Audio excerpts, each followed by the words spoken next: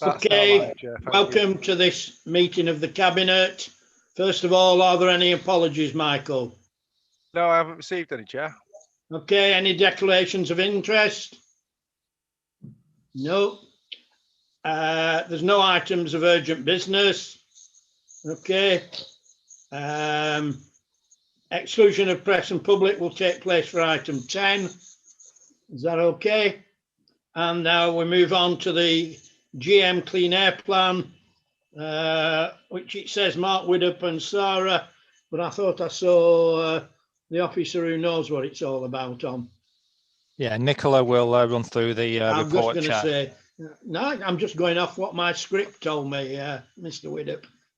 All right. Okay, over to you. Thank you very much, Chair. I'm here to present the report, the update report on the Clean Air Plan. The report is lengthy and is comprehensive, and I want to point out the highlights in my presentation this evening. So the report details the impact of the COVID-19 pandemic, and it addresses the questions raised about the air quality comparisons and the reasons why the 2020 data for air monitoring is not yet available. It acknowledges that restrictions and lockdowns have altered transport and patterns of behaviour, but it stresses that the Greater Manchester Clean Air Plan is required to tackle nitrogen dioxide levels over a number of years into the future to demonstrate compliance with the limits, and so the relatively short period of changed behaviour is not sufficient and needs further action. Section 6 of the report goes on to detail the economic impacts of COVID and the work undertaken to try and understand and evidence those economic impacts. It acknowledges that the starting point for the fleet of vehicles may be different than was originally perceived last year, because people may not have renewed the vehicles over the last 12 months as was expected. It recognises that we need to update our behavioural assumptions, and we need to update the air quality monitoring data in line with those revised assumptions. And we need to review the funding and support packaging asks to ensure that they are relevant in light of the COVID-19 economic impacts.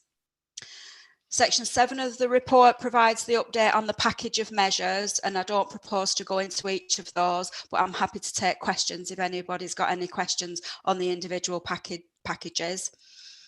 Section 8 talks about the preparatory arrangements needed for contract arrangements, and you'll appreciate from previous reports that the contractual arrangements for the infrastructure and the operating platforms are quite significant, and we've had to make preparatory arrangements in relation to those contracts to enable us to go live in 2012. Moving on in the report, sections 9 and 12 detail the statutory... Yeah. You said 2012. I think you mean 2022, don't you? Sorry, I do. I've written it down wrong. It's 2022. Thank you. Okay, Chair. Just to show you I'm paying attention. I appreciate you listening. Thank you. So the report goes on, in sections 9 and 12 are very similar. They detail the statutory consultation that's taken place for both the Clean Air Plan and then the minimum licensing standards. And section 9 details the Clean Air Plan, section 12, the minimum licensing standards. The sections give headlines around the engagement activities, the qualitative research that's taken place, and they give final numbers of responses and submissions. And you'll see that we had just over 4,700 responses for the Clean Air Plan and just over 1,600 responses for the minimum licensing standards. Section 10 goes into quite a lot of detail around the governance arrangements and the mechanisms for the joint working arrangements to ensure that there's political oversight and management of the Clean Air scheme. There are some key charging authority functions which can only be delivered by charging authorities, excuse me. And so in order to deliver those, we need 2 joint committees to enable the functions to be discharged appropriately and lawfully. We need 2 committees. There is one charging authority committee, which will comprise the 10 local authorities as charging authorities. And then there will be a second administrative committee, which will be the 10 local authorities and the Greater Manchester Combined Authority.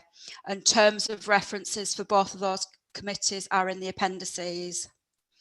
Section 10 also recognises the changes to state aid restrictions in line with exiting EU, and it acknowledges that the final plan for the clean air charging zone will take into consideration the new rules under the EU-UK Trade and Cooperation Agreement. The final section, section 13, details the next steps, and obviously over the next month we will be reviewing the consultation responses. We will be considering the evidence base of the COVID-19 impacts, and we will be finalising the equalities and air quality and emission impact assessments. Finally, I'd like to point out that there are a significant number of recommendations for Cabinet to consider this evening. Recommendations 2.1 to 2.7 are noting the actions and progress made. Recommendation 2.8 is agreeing to the establishment of the joint committees. 2.9 and 2.10 are appointing the portfolio holder for climate change and sustainability and the assistant portfolio holder to sit on the two joint committees representing Rochdale. 2.11 is to agree to enter into a collaboration agreement with the other 9 local authorities and the Greater Manchester Combined Authority. 2.12 is agreeing a delegation to agree the final form of the collaboration agreement. 2.13 is agreeing a delegation to award the contracts as detailed in the report. And the final recommendation, 2.14, is to agree a delegation to approve the submission of supplementary information to the Joint Air Quality Unit. That is a delegation that's been approved previously, but as time's moved on and the context has changed slightly, we've reintroduced that as a recommendation so that legally we're okay to move forward with any supplementary information. So that's the end of my presentation. As I say, I'm happy to take questions and answer any queries that you might have. Thank you, Chair. Sarah, do you wish to say anything? Just urge my colleagues to support the recommendations. We're happy to do the representation at Greater Manchester level. I know things have changed recently, but we're definitely still on track to, you know, to implement the clean air plan. And the next stage is about the feedback from consultation from the public. So I'd urge colleagues really to approve the recommendations. Thank you, Chair. And thank you, Nicola, for a comprehensive report. See no messages in the chat. So, Sorry, well, can you Councillor Blundell. speak? Can you put them in the chat for me, please? But go on, who wants to speak? I put in the chat, leader. Eh? I'd already put in the chat earlier. Well, not in my chat, but go on. Okay, so I'll just say a couple of things, just like to clarify. So obviously we've left the European Union and this come from needing a clean air plan.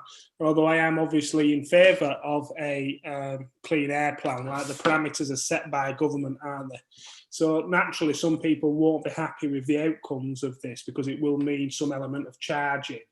But because what you said is very comprehensive, but I think there's two key messages that we need to make that the public understand is one, everybody has to produce a plan. So everybody in the country has to produce a plan. This is Rochdale specific, it's not GM specific. We're just managing the situation best we can. And the second point is you can avoid the charges, can't you, by having a certain type of engine.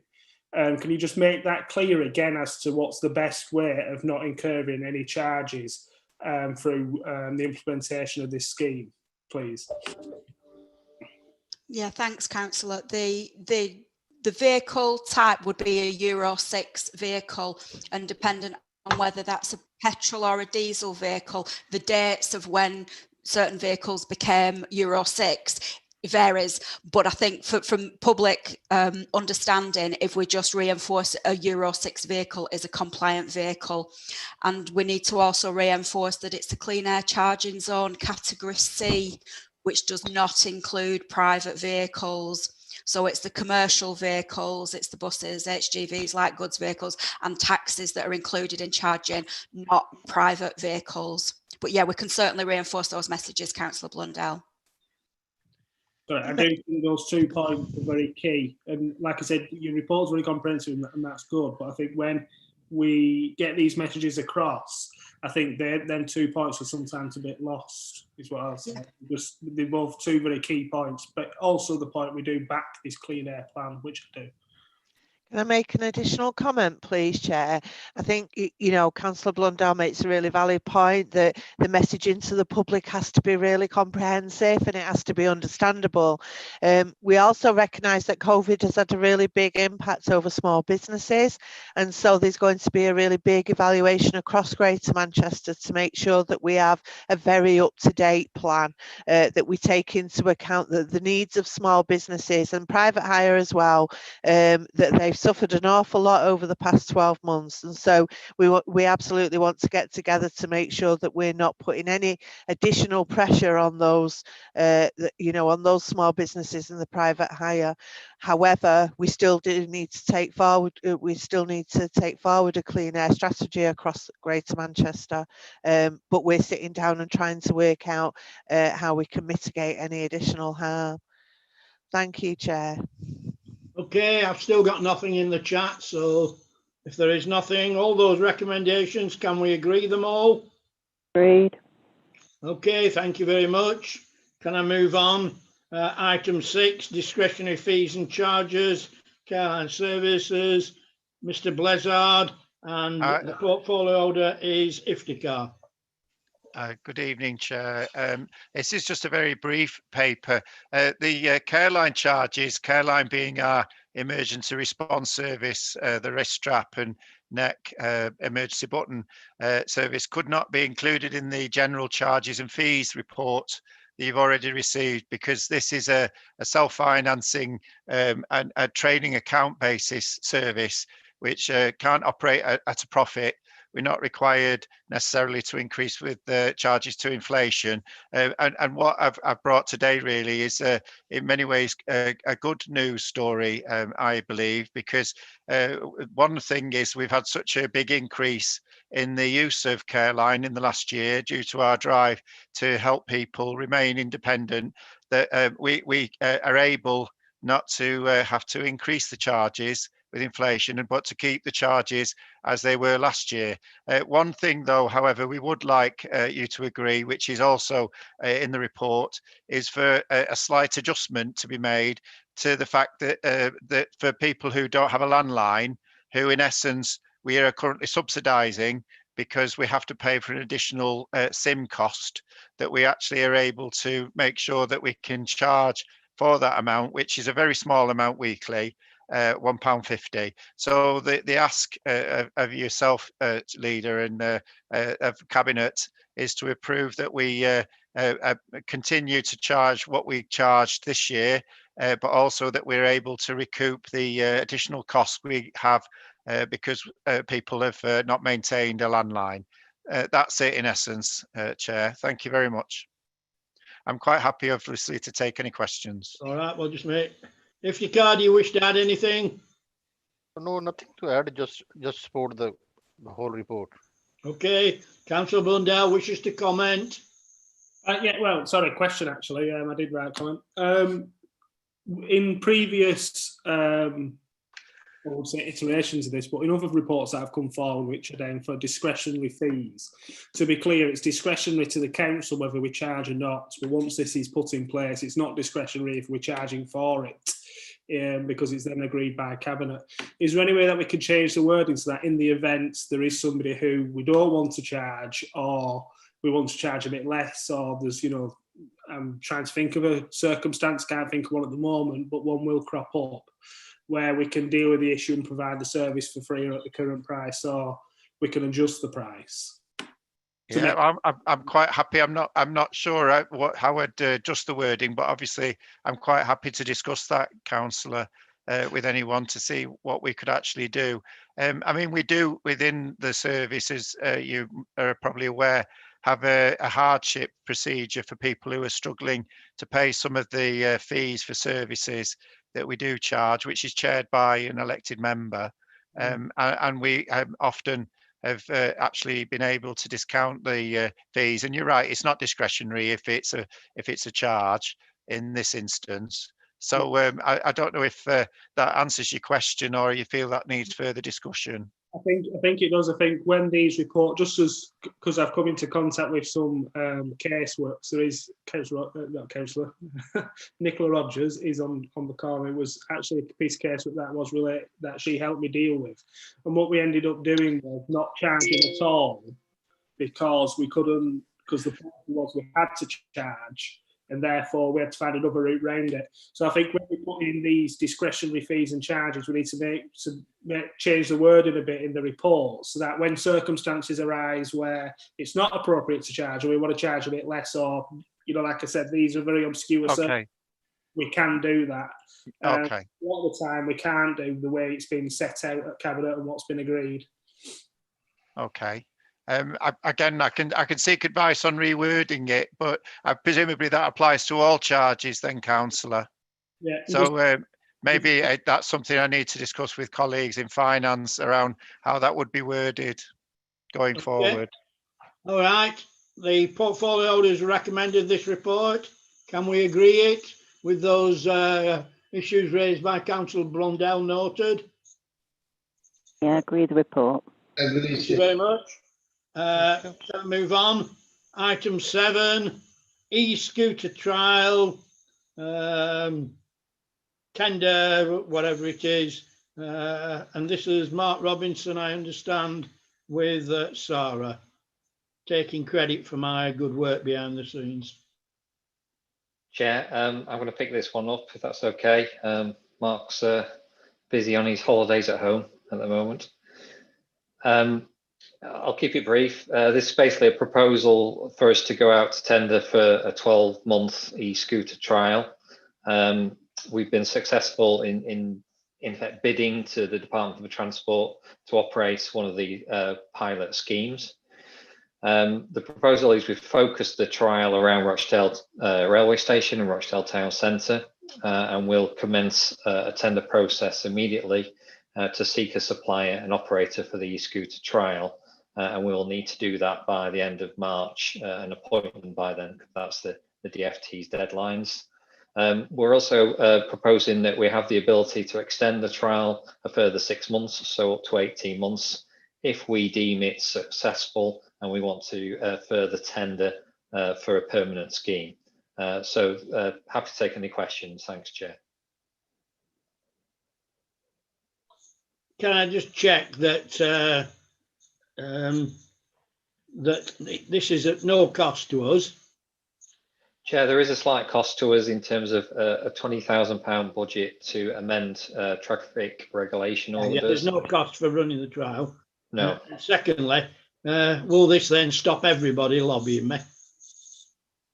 I can't answer that one. It's a growing industry, it seems. They lobby me as well. I know, but Sarah, I must have had at least 20, and I'm sure you have in the last, them and solar powered bins. Yeah. And so have I as well. I get them weekly from companies that run them. So my view is, I keep saying, you just have to put in a tender and see what happens, guys. Yeah, that's right. I think I'll use that then.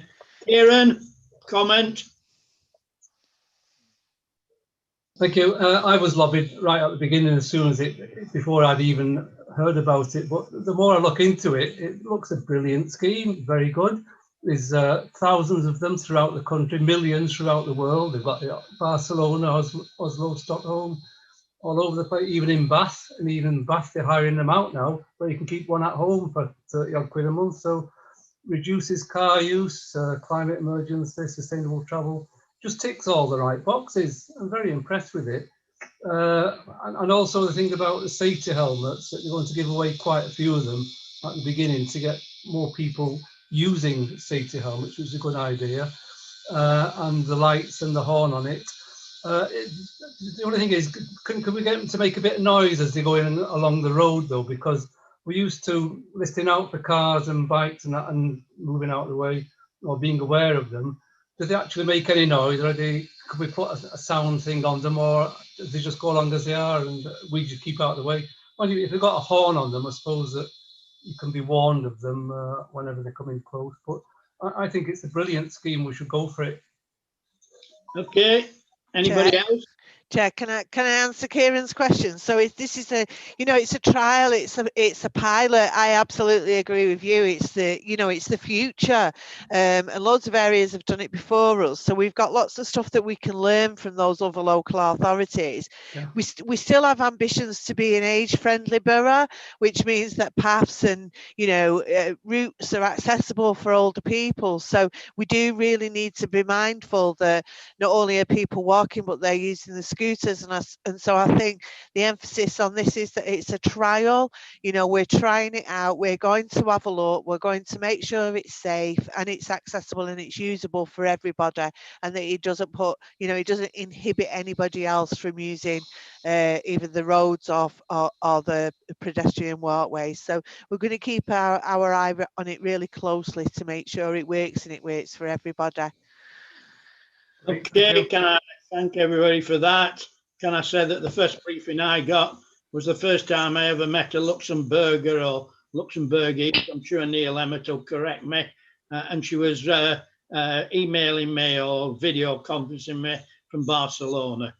All right, so we live in a very big world. Okay, is that agreed? Agreed, yeah. Thank you. That's why I rely on you, Carol. Okay, can I move I'm awake. The next one is finance update from Julie Murphy with the portfolio holder, Carol Wardle. Thanks, Chair. Sam's presenting tonight, so I'll just hand over to Sam.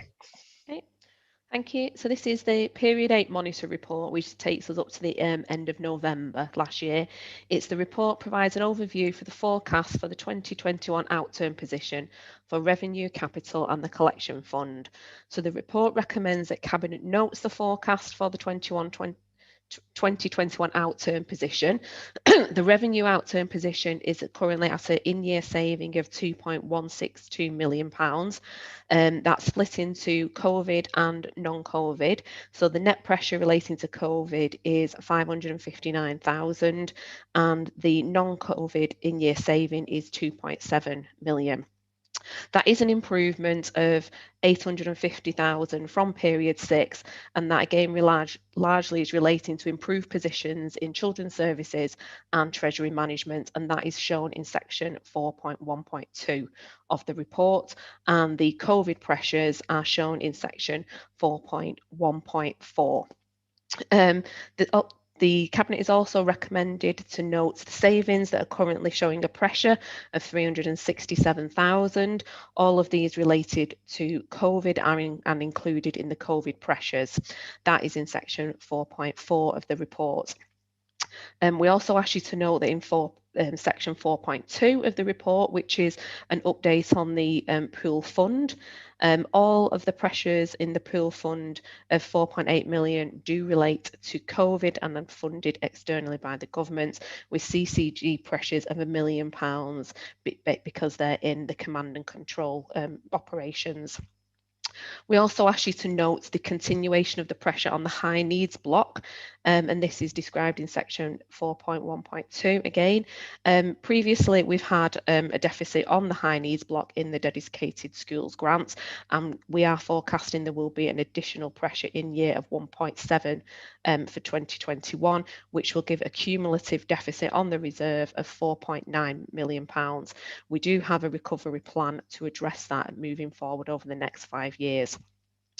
We also ask Cabinet to note the return of a reserve from the Combined Authority of just short of 1.8 million from the waste reserve, and we are transferring that into the equalisation reserve to offset against future pressures for COVID costs.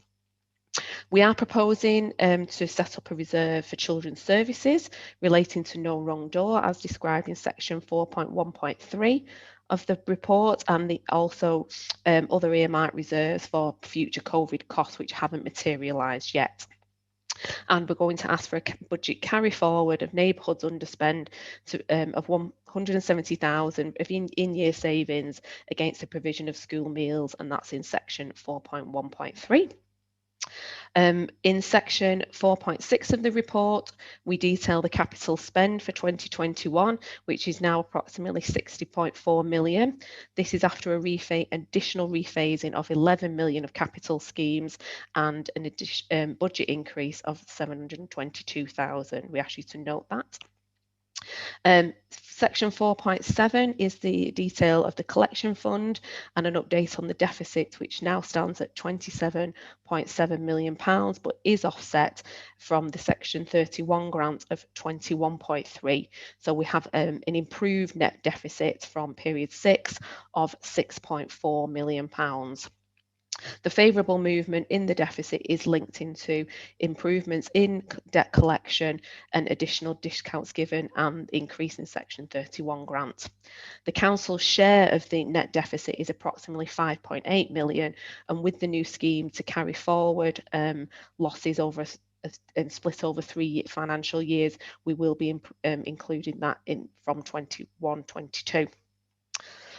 We also ask Cabinet to approve in the report the utilisation of new business administration's grant to cover administrating grants of COVID-19. So that's an additional 209,000, and government funding of 1.759 million to compensate for losses of sales fees and charges due to COVID, and those are included in section 4.1. We ask you to approve budget pressures request of 19,000 for 2021 and 117,000 for 21-22, as discussed in section 4.3, mainly for continuing posts in the HR department.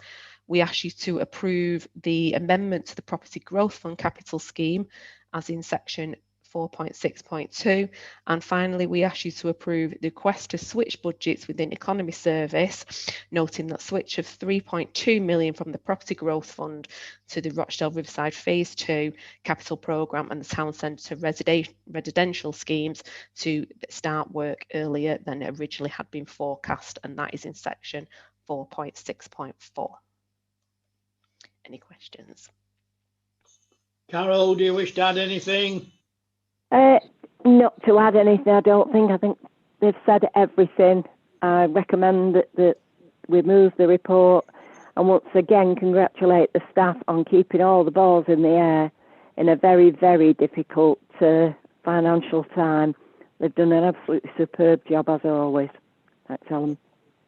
Okay, I can't see anybody in the chat. No. So if there isn't, can we go along with Carol Wardle's move in?